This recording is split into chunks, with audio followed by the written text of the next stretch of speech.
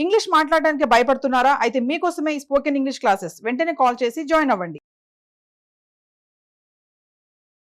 నమస్తే రమగారు. నమస్తే జయ. రమగారు, సహజంగా అంటుంటారు ఏదైనా తన దాకా వస్తే కానీ తనకు తెలియదని. ఆ నొప్పి కానీ సంతోషం కానీ ఏదైనా, సంతోషం కన్నా కూడా ఎక్కువగా బాధల గురించే మాట్లాడుకుంటూ ఉంటారు కదా. ఇలాంటి వాటికి సంబంధించి ఏమన్నా స్టోరీస్ ఉన్నాయా? అసలు మన మహాభారత కథలు తీసుకుంటే ఒక అర్జుడు, మన దుర్యోధనుడు తండ్రి, దుర్యోధనుడు పిల్లలంతా చనిపోతే తల్లిదండ్రి పిచ్చెక్కినట్టు ఏడ్చారు.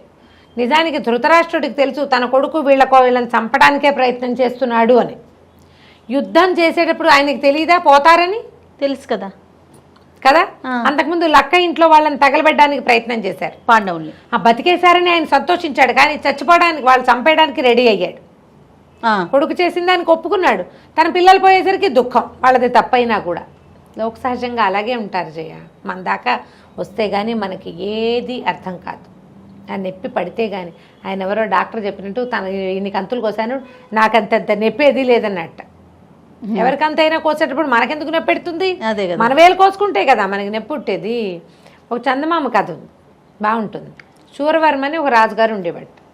ఈయనకి చంద్రవర్మ అని కొడుకు కూడా ఉన్నాడు. ఈ శూరవర్మ మహాక్రూరుడు. అసలు ఒక పద్ధతి కాదు, ఒక ధోరణి కాదు, చాలా గట్టివాడు. కొడుకంటే ప్రేమే కానీ ఆయనకి. అయితే ఏదైనా యుద్ధ ఖైదీలు వాళ్ళు వస్తే, ఏదైనా ఖైదు అనగానే వాళ్ళని సింహాలతోటి వేటాడడానికి పురికొల్పి సింహాలతోటి చంపించేవాడు. పరమ క్రూరుడు, నీచుడు, అంతే, అలాగే చెప్పాలి. క్రూరత్వం ఇది. అలాంటి మరణం ఏంటి? పోనీ జైల్లో పడేసి ఉంచచ్చు కదా. సింహాలు, ఆకలి కొన్న సింహాలని మనుషుల మీదకి ఉసుగొల్పి అలా పిచ్చి క్రీడ, అంత భయపెట్టేసేవాడు జనాల్ని. అయితే ఈ చంద్రవర్మకి, కొడుకైన చంద్రవర్మకి సుబుద్ధి అనే ఒక స్నేహితుడు ఉండేవాడు. ఇద్దరు కలిసి చక్కగా ఉండేవాడు. వాళ్ళిద్దరూ దాదాపుగా ఒకేలా కనపడేవాళ్ళు. రాజుగారి అబ్బాయి సుబుద్ధి, అతను ఒక్కోసారి ఎవరో చిన్న ఉద్యోగి కొడుకు.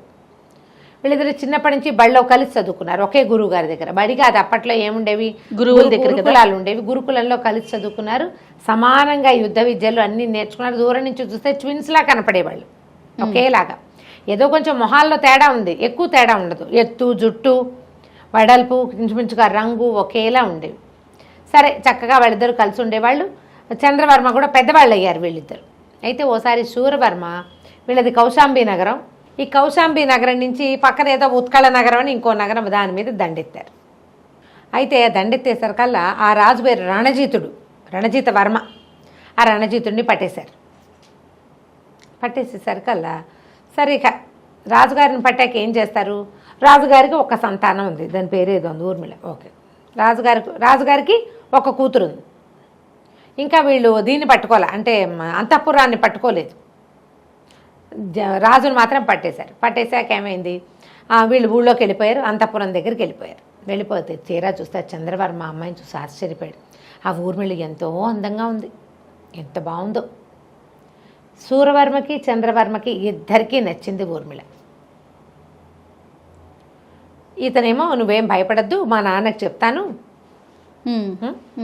నేను మీ నాన్నని ఏమి చేయకుండా ఉండేలాగా నేను ఒప్పిస్తాను, నువ్వు కంగారు పడబోక అని చెప్పాడు. ఈ అమ్మాయి ఏమనుకుంది, వీళ్ళు ఏమైనా వచ్చి ఇతనికి నన్ను చేసుకుంటానంటే బాగానే ఉంటుంది, వీడిని చేసుకోవచ్చు, బాగున్నాడు మనిషి అని. చిన్న కుర్రాడు కాబట్టి అతని మీద మనసు పడింది ఆ అమ్మాయి. ఈ చంద్రవర్మ ఇక్కడిక్కడ తిరుగుతూ ఉండటంతో చూసి ఆయన ఏం చేశాడు, ఇతన్నేమో సైన్యం దగ్గరికి పంపించి శూరవర్మ వచ్చి ఈ అమ్మాయి దగ్గర కూర్చున్నాడు.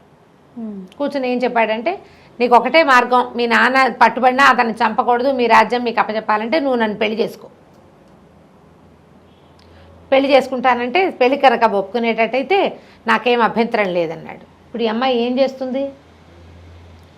ఎప్పుడైతే శూరవర్మ వెళ్ళి ఊర్మిళతో మాట్లాడుతున్నాడని తెలిసిందో, ఈ కుమారుడు చంద్రవర్మ ఏమనుకున్నాడంటే, ఒరే నాయన, ఇక్కడ ఏదో గొడవ అయ్యేలాగా ఉంది, మా నాన్న పరమ క్రూరుడు, ఆ అమ్మాయిని ఏం చేస్తాడో, ఊర్మిళకు పాపం ఎవరూ లేరు, ఈయన క్రూరుడు కదా, ఇట్లా కనపడని వాళ్ళని కనపడేటు సింహాలకు ఆహారంగా వేస్తాడు. ఇప్పటికి ఎన్నిసార్లు చేశాడు.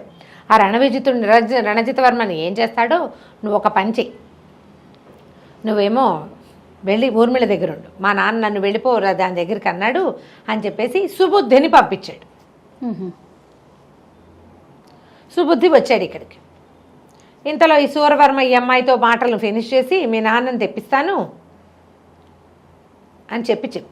చెప్పేసరికల్లా చెప్పి సైనికులకి ఏం చెప్పాడంటే ఈవిడితో ఎవరిని మాట్లాడనివ్వద్దు అని చెప్పాడు. తన కొడుకు మనసు పడ్డాడన్న ఊహ కూడా ఊహ రాలేదు అతనికి.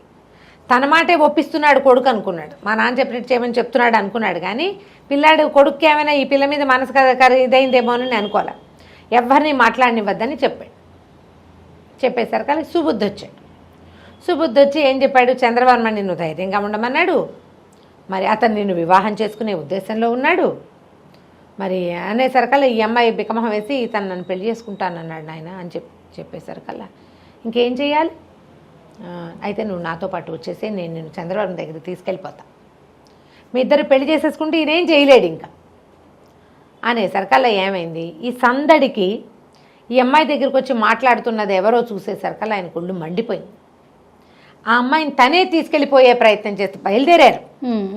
చంద్రవర్మ కోసం అనే చెప్పేందుకు అవకాశం దొరకల. సుబుద్ధిని అరెస్ట్ చేశారు, అతన్ని జైల్లో బారేశారు. ఈ అమ్మాయిని బాగాయించి తీసుకుపోతున్నాడని, దాన్ని లేవ తీసుకెళ్తున్నాడన్న అభియోగం మీద ఇతన్ని అరెస్ట్ చేశారు. ఆ రణజిత వర్మని తీసుకొచ్చారు నగరంలోకి.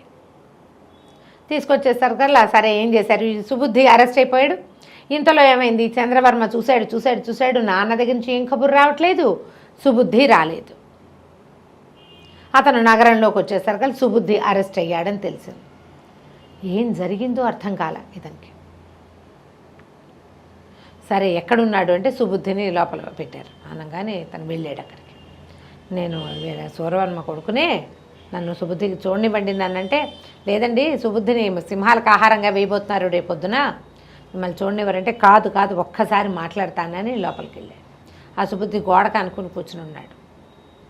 నేను ఎవరితోటి మాట్లాడను అని.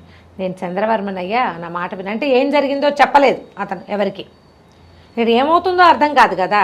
అక్కడి నుంచి ఏమన్నాడు, అయ్యో నా వల్లే నీకు ఈ కష్టం వచ్చింది, ఒక పని చెయ్యి, నీ బట్టలు నాకివి, నా బట్టలు నువ్వు వేసుకో, నేను జైల్లో కూర్చుంటా, నువ్వు వెళ్ళిపో, నా వల్లే అనవసరంగా ఇప్పుడు నేను నిన్ను పంపించకపోతే మా నాన్న పెళ్లి చేసుకునేవాడో వదిలేసేవాడో అమ్మాయిని చంపేసేవాడు, ఏదో చచ్చేవాడు, వృధాగా అందరూ బాగానే ఉండి నువ్వెందుకు, నీ మరణం ఎందుకు, నువ్వు మరణించడానికి వీల్లేదు అని చాలా గట్టిగా బతిమలాడి ఒట్లు సత్యాలు పెట్టి బట్టలు మార్చేసుకున్నారు. చంద్రవర్మ ఏమో జైల్లో కూర్చున్నాడు, సుబుద్ధేమో లేచి బయటకు వెళ్ళిపోయాడు. వీళ్ళిద్దరూ ఒకేలా కనపడతారు కదా, దుబ్బు జుట్టు అది తలకాయ మంచి కూర్చుంటే వాడే కూర్చున్నాడు అనుకుంటారు. ఇతను బయటకు వెళ్ళిపోయాడు. ఇచ్చారా చాలా దూరం, ఆ ఊరు ఆను పాను తెలియదు. చంద్రవర్మ ఇక్కడికి గుర్రం మీద వచ్చాడు. అదంతా వెతుక్కుని సుబుద్ధి వెళ్ళాలి కదా. తెల్లవారి 6:30-7 గంటలకల్లా సింహాలని ఎరీనాలో వదిలిపెట్టారు. ఈ చంద్రవర్మని ప్రవేశపెట్టారు. ఎక్కడో ఉంది, అక్కడి నుంచి సుబుద్ధి అదంతా వెతుక్కుని ఎక్కడ ఈ సింహాలు ఇవి ఉన్నాయో అతను వెతుక్కుని వచ్చేసరికి ఆల్రెడీ చంద్రవర్మ మీదకి సింహాన్ని ఉసుకొల్పేశారు. అదేదో చాలా బద్ధకంగా కూర్చునుంది. సింహాలను ఉసుకొల్పండి అంటాడు. ఈయన ఏం చేశాడు, రణజిత వర్మని ఒప్పించేశాడు, ఊర్మిళని ఒప్పించేశాడు పెళ్లికి.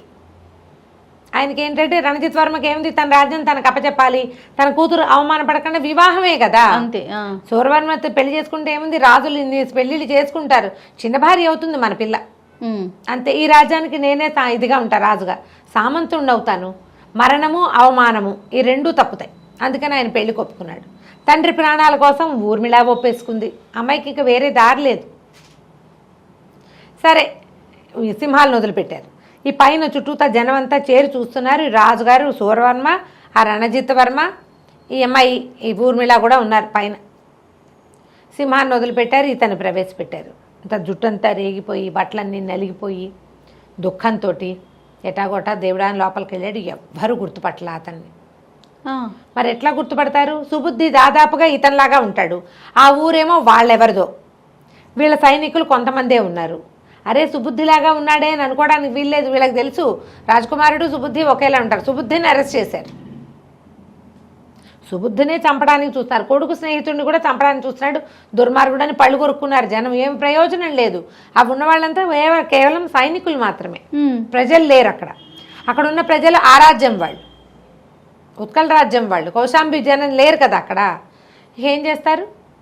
సరే ఇంతలో సుబుద్ధి సింహం వచ్చింది, మీద పడింది. ముందు రాలా, తర్వాత దాన్ని రెచ్చగొట్టారు, ఇతని మీద పడింది. ఇతను అటు ఇటు తప్పుకుంటున్నాడు. ఈ లోపల సుబుద్ధి పరిగెత్తుకుంటూ వచ్చాడు. అందరూ అతన్ని గుర్తుపట్టలేదు, కానీ ఆ నలిగిపోయిన బట్టలు వాటి వ్యవహారంతో ఉన్నప్పటికీ దగ్గరికి వచ్చేసరికి రాజుగారు గుర్తుపెట్టారు. సుబుద్ధి నువ్వు ఇక్కడ ఉన్నామంటే అక్కడ ఉన్నది ఎవరంటే చంద్రవర్మ. ఆయన కేకలు పెట్టేశాడు తన కొడుకు చచ్చిపోతున్నాడు అనేసరికి. పిచ్చి పిచ్చిగా కేకలు పెట్టేసి ఆ పైనుంచి రంగస్థలంలోకి దూకేశాడు. సరే అక్కడి నుంచి ఏమైంది, సింహం మీద పడుతుంటే ఇతనే కత్తెడ్డం పెట్టుకున్నాడు. సింహానికి దెబ్బ తగిలింది. ఈ లోపల ఆ సింహం కాపలాదారులు కొంతమంది ఉంటారుగా, వాళ్ళు కూడా పరిగెత్తుకుంటూ ఆ బోన్ దగ్గర తీసుకొచ్చి దాన్ని ఎట్లా కొట్లా బోన్లోకి తోసేశారు. సింహానికి కత్తిబాటులు తగిలేసినాయి. ఆయన నిర్ఘాంతపోయాడు. సింహపు పంజా దెబ్బలు తగిలిన తన కొడుకుని చూసేసరికి ఏం చెయ్యాలో అర్థం కాలే ఆయనకి. దుఃఖం. చంద్రవర్మ అడిగాడు, ఇదే నొప్పి ప్రతివాడికి ఇచ్చావు కదా నాన్న నువ్వు?